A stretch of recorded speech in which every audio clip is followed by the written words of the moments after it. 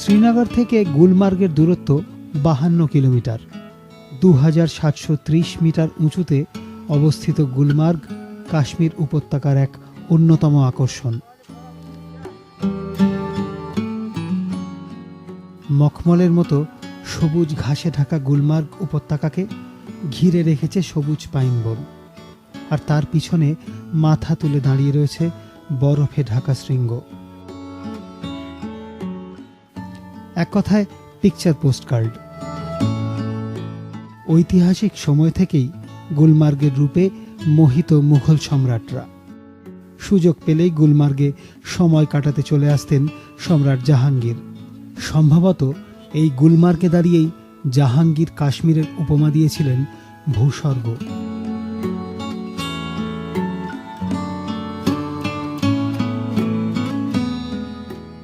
গুলমার্গের অন্যতম আকর্ষণ গন্ডোলা। এই গন্ডোলাতে চড়েই চলে যাওয়া যায় 6 কিলোমিটার দূরের খিলান মার্গে, উপত্যকা থেকে পাহাড়ের চূড়ায়।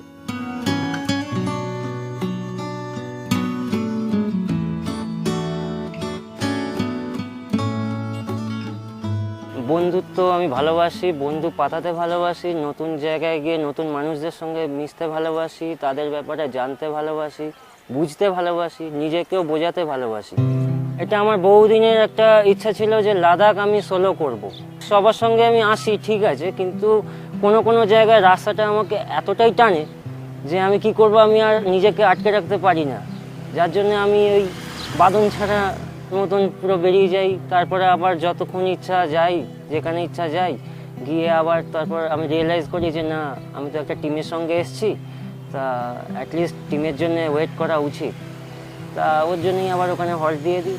তিনি যতক্ষণ না আসে ততক্ষণ আবার অপেক্ষা করি।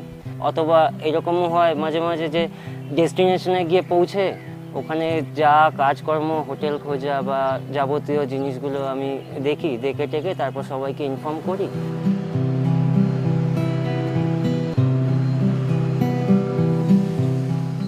নিরাপদ দিন শেষ। উপত্যকা থেকে পাহাড়ের পথ এবার উঠে যাবে দুর্গম লাদাখের দিকে।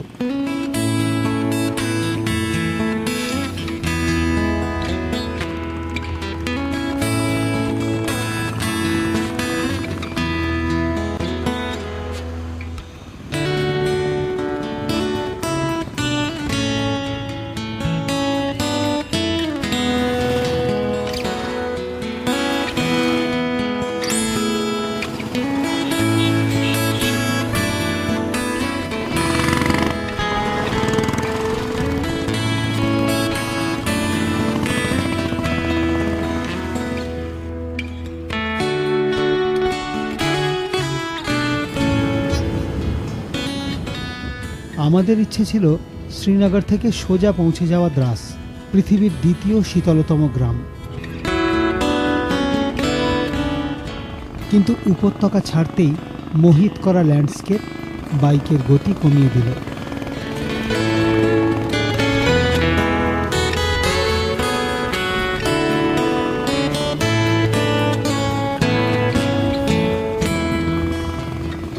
প্রতিটি বাঁক যেন নতুন বার্তা নিয়ে হাজির।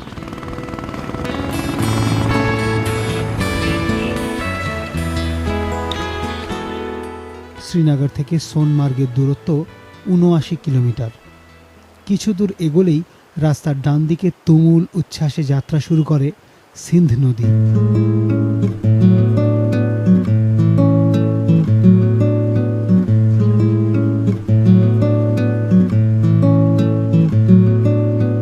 অনেকেই এই সিন্ধকে গুলিয়ে ফেলেন সিন্ধু নদীর সঙ্গে।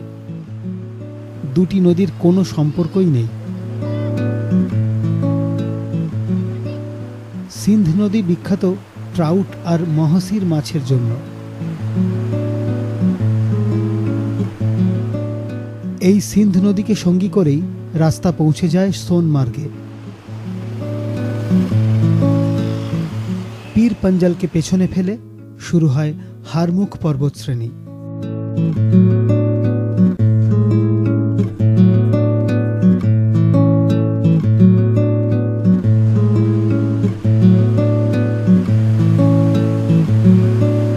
কিছুক্ষণের বিরতি, খানিক বিশ্রাম, টুকিটাকি ছবি, আর তারই ফাঁকে স্থানীয় মানুষদের সঙ্গে প্রবল আড্ডা।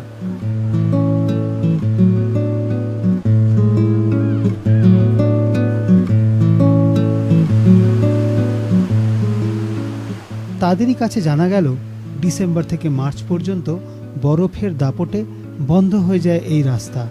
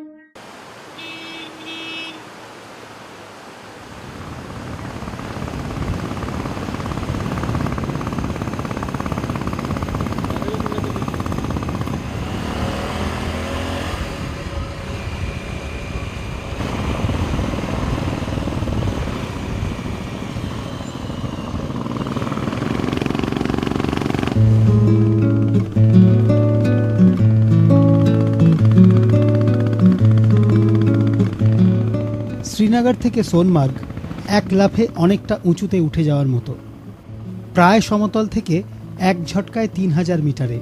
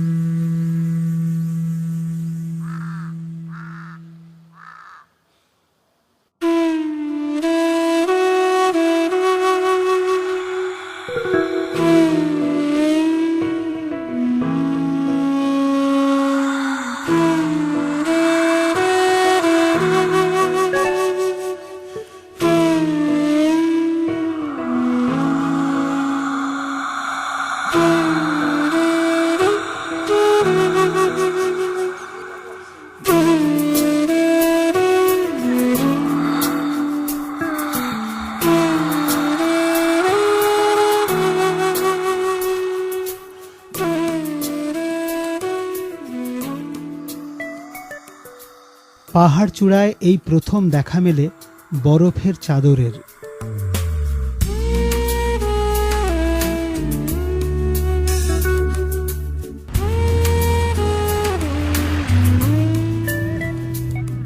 বার্চ আর ওয়ালনাট গাছে ঢাকা সোনমার্গ উপত্যকাকে দ্য মেডো অফ গোল্ড বলে সম্বোধন করতেন ব্রিটিশ পর্যটকরা।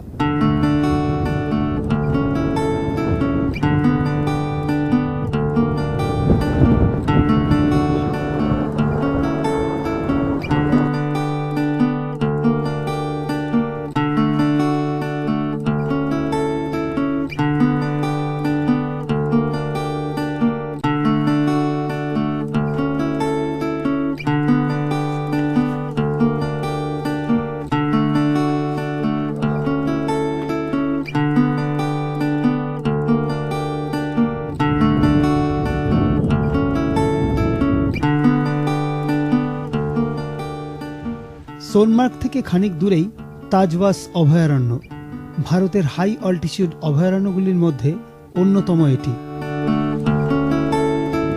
মূলত হারমুখ পর্বতশ্রেণীর মধ্যবর্তী দাছিগাম উপত্যকা জুড়ে বিস্তৃত এই অরণ্য।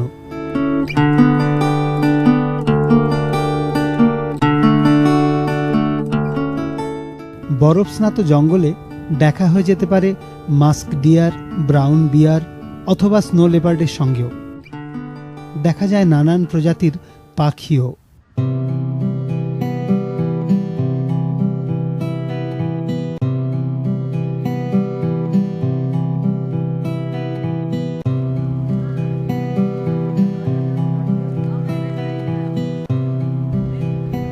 সোনমার্গে অনেক থাকার জায়গা, তবে আমাদের পছন্দ মূল বাজার থেকে 3.5 কিলোমিটার ওপরে পাহাড়ের গায়ে নিঝুম ট্যুরিস্ট ডরমিটরি।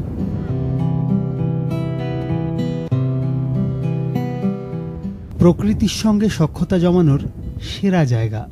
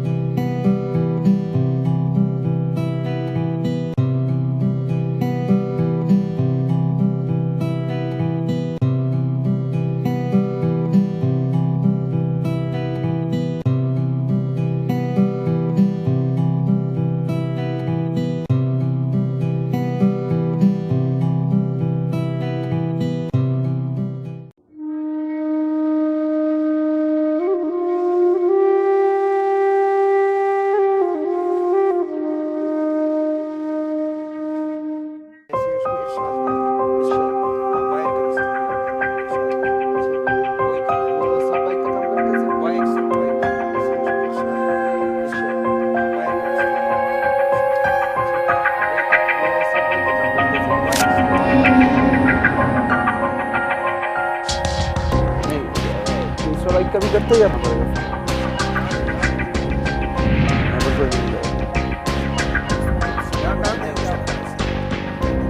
যদি লেদের দোকান পাই তবেই না, যদি লেদের দোকান না পাই তাহলে শ্রীনগরে যেতে হবে।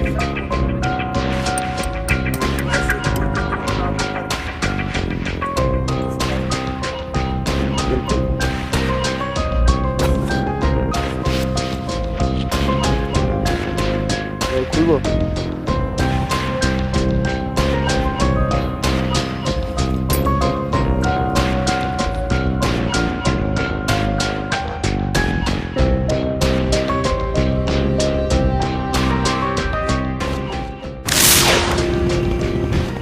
সোনমার্গের রাস্তাতেই অদ্ভুত আওয়াজ করছিল শান্তনুর বাইক।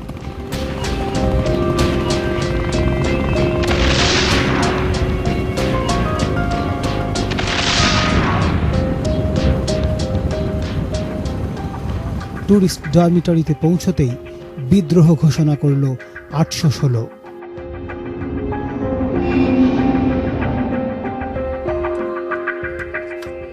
দৃশ্য সুখের বিলাসিতা ছেড়ে অচল বাইককে সচল করার চেষ্টায় মরিয়া বাইকার্সরা। সিচুয়েশন বলতে তো সিরিয়াস। আওয়াজটা হচ্ছিল, প্রথমে মনে হয়েছিল যে ক্লাচের থেকে আওয়াজটা হবে, তো ক্লাচ দেখছি ওকে রয়েছে। তারপরে মনে হলো হেড থেকে হতে পারে, হেডও ওকে রয়েছে। হ্যাঁ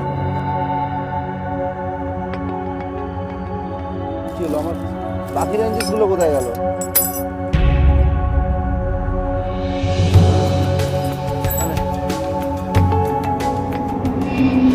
তারপরে যা দেখছি যে এ তো সিরিয়াস ব্যাপার, একদম পুরো চেম্বার, অর্থাৎ ভেতরের এই পোর্শনটাতে, ওইখানটাতে পুরো ড্যামেজ হয়েছে এর ভেতরে।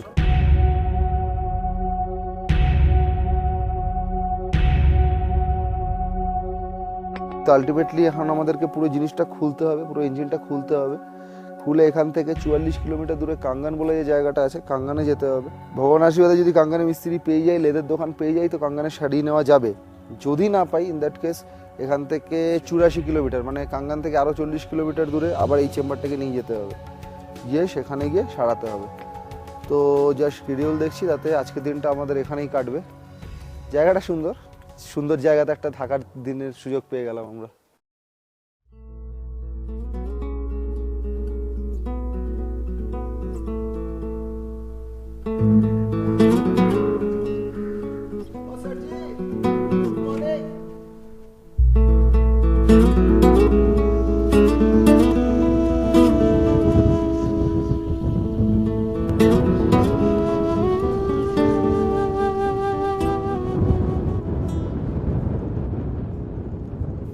বাইকের ইঞ্জিন খুলে নিয়ে কাঙ্গানের পথে রওনা দেয় তীর্থ আর শান্তনু।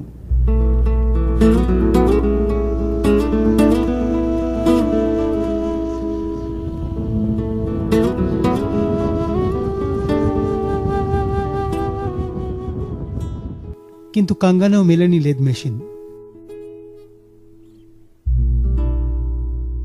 রাতে খবর আসে ইঞ্জিন সারাতে তাদের যেতে হয়েছে শ্রীনগর।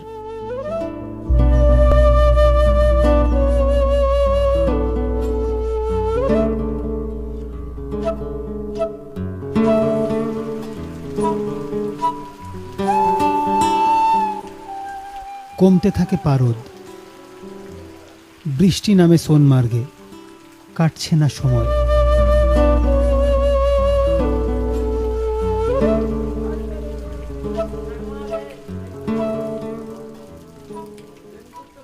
ঠিক হয় শ্রীনগর থেকে শান্তনু আর তীর্থ না ফেরা পর্যন্ত সোনমার্গেই থেকে যাবে কৃষ্ণেন্দু আর বিশ্ব। জয়ন্ত আর সুব্রত লাদাখের রাস্তায় এগিয়ে যাবে আরও কিছু দূর।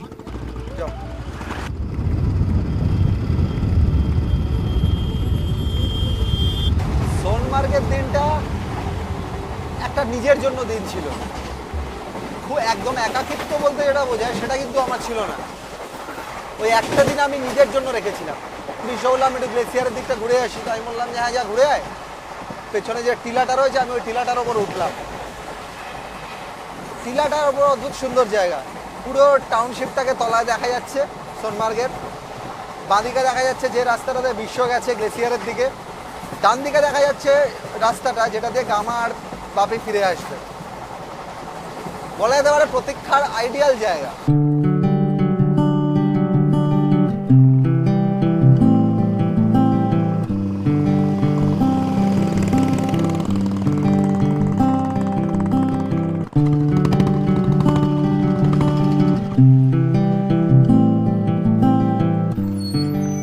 এদিকে সোনমার্গের খানিক পরেই আলাদা হয়ে যায় জয়ন্ত আর সুব্রত। গোটা রাস্তাতেই তাদের আর দেখা হয়নি। সব মিলিয়ে লাদাখে ওঠার শুরুটা খুব ভালো ছিল না।